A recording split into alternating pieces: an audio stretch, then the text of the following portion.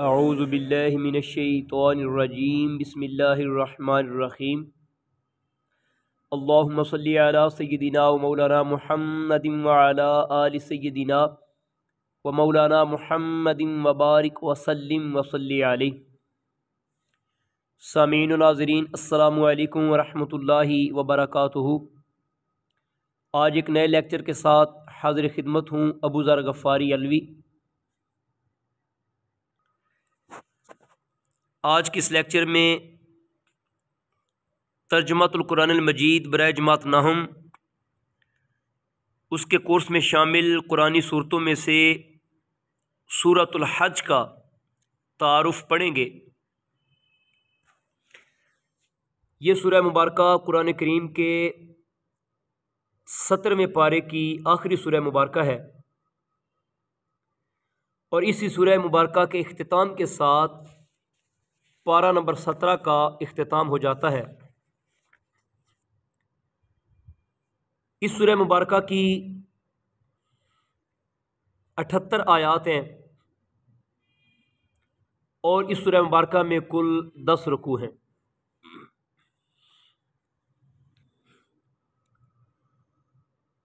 ترتیب مصحفی کے اعتبار سے دیکھا جائے تو اس سورہ مبارکہ کا جو نمبر ہے وہ 22 ہے، اور ترتیب نزولی کے اعتبار سے دیکھا جائے تو یہ سورہ مبارکہ اس کا 103 نمبر ہے۔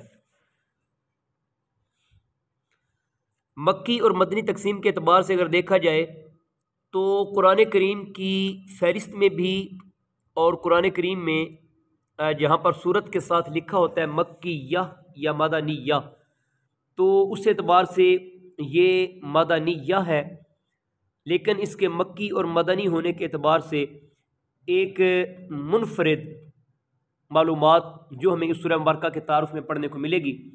تو آئیے چلتے ہیں ہم اپنی کتاب کے صفحہ نمبر 48 کی جانب، جہاں پر سورہ مبارکہ سورۃ الحج کا تعارف پیش کیا گیا ہے۔ تو جی ہاں، یہ ترجمۃ القرآن برائے جماعت نہم کتاب کا صفحہ نمبر 48 ہے۔ یہاں سے سورۃ الحج کا تعارف شروع ہوا چاہتا ہے۔ سورۃ الحج کی آیات کی تعداد 78 ہے۔ تعارف: سورۃ الحج ایک منفرد سورت ہے، اس کا کچھ حصہ مدنی اور کچھ حصہ مکی ہے۔ اس سورت کا نزول مکہ مکرمہ میں ہجرت سے پہلے ہو چکا تھا، اور تکمیل ہجرت کے بعد مدینہ منورہ میں ہوئی۔ تکمیل کا معنی ہے جی مکمل ہونا، یعنی سورہ مبارکہ مکمل جو ہوئی اس وقت ہوئی جب آقا کریم علیہ الصلوۃ والتسلیم مدینہ طیبہ ہجرت فرما چکے تھے۔ اس صورت میں بتایا گیا ہے کہ حج حضرت ابراہیم علیہ السلام کے زمانے میں کس طرح شروع ہوا اور اس کے بنیادی ارکان کیا ہیں۔ اسی وجہ سے اس سورت کا نام سورۃ الحج ہے۔ یاد رہے کہ یہی اس کی وجہ تسمیہ بھی ہے، اور ہمارے مشقی سوالات میں سے جو پہلا شارٹ کویسچن ہے اس کا یہ جواب بھی ہے۔ تو اس سے آگے جی سورۃ الحج کا خلاصہ۔ سورۃ الحج کا خلاصہ قیامت کے احوال، حج و قربانی کا بیان اور جہاد کی اجازت ہے۔ یہاں سے اس سورہ مبارکہ کے مضامین کا آغاز ہوا چاہتا ہے۔ مضامین کی ہیڈنگ کو اگر دیکھا جائے تو اس میں 3 پیراگراف دیے گئے ہیں، تو ہم نے طلباء کو ان تینوں پیراگراف کی ہیڈنگز باقاعدہ تیار کروانی ہے۔ اگر ہم اس کی ہیڈنگ تیار کر لیتے ہیں تو طلباء کو یاد رکھنے میں آسانی ہوگی۔ تو پہلا جو پیراگراف ہے اس کی ہیڈنگ اوپر مضامین کی ہے وہی رہے تب بھی ٹھیک ہے، اور اگر آپ اس کی ذیلی ہیڈنگ بنوانا چاہتے ہیں تو وہ یہ ہے جی حج اور قربانی کے احکام کا بیان، یعنی سورۃ الحج کی ابتدا میں قیامت کے احوال کا بیان ہے۔ قیامت کے دن منافقوں اور کافروں کے برے انجام اور مومنوں کے اچھے انجام کا ذکر ہے۔ پھر حج اور قربانی کے احکام کا بیان ہے۔ حج اور قربانی کی حقیقت سے آگاہ کیا گیا ہے۔ یہ جو دوسرا پیراگراف ہے اس پیراگراف کی ہم نے طلباء کو ہیڈنگ بنوانی ہے اذن جہاد یا جہاد کی اجازت۔ مشرکوں کے خلاف جہاد کی اجازت دی گئی اور شرک سے منع کیا گیا۔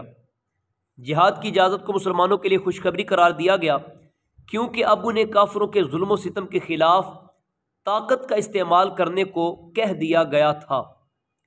آنے والے حالات نے ثابت کیا کہ یہ اجازت واقعی ایک بڑی خوشخبری تھی۔ مضامین میں سے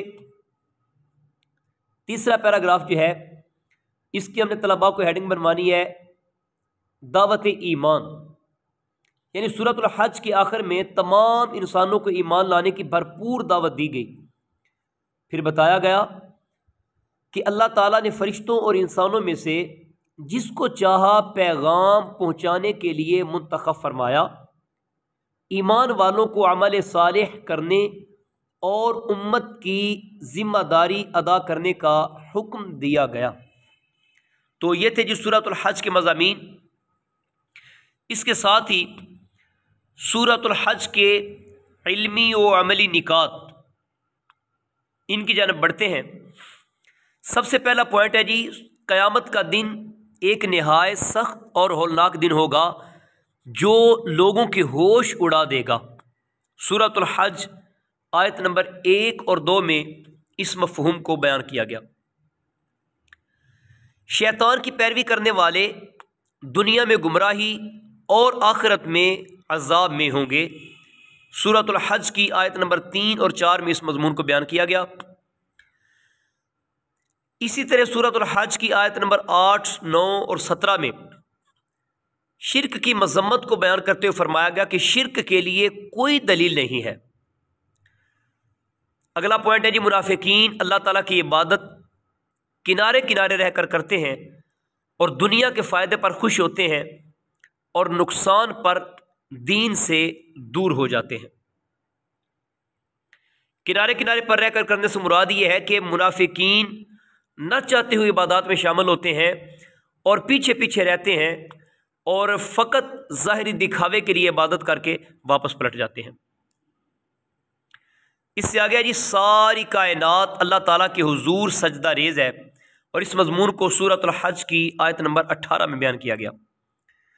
آخری ہمارا علمی اور عملی نکات میں سے پوائنٹ ہے، اللہ تعالیٰ ان کی مدد فرماتا ہے جو اللہ تعالیٰ کے دین کی مدد کرتے ہیں۔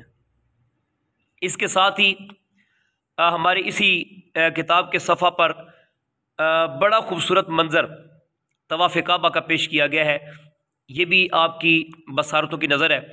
تو یہاں تک ہماری اس کتاب کے 49 صفحات مکمل ہوئے اور سورۃ الحج کا تعارف ہم نے بحمد تعالیٰ مکمل کیا۔ یہ سلسلہ خیر انشاءاللہ العزیز جاری و ساری رہے گا۔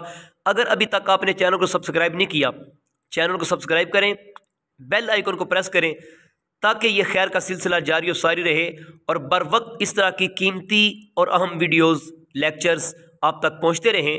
انشاءاللہ العزیز اگلے لیکچر میں ہم سورۃ الحج کی تمام ترمش کی سوالات اور منتخب آیات کے لفظی اور بامحاورہ ترجمہ کے ساتھ حاضر خدمت ہوں گے۔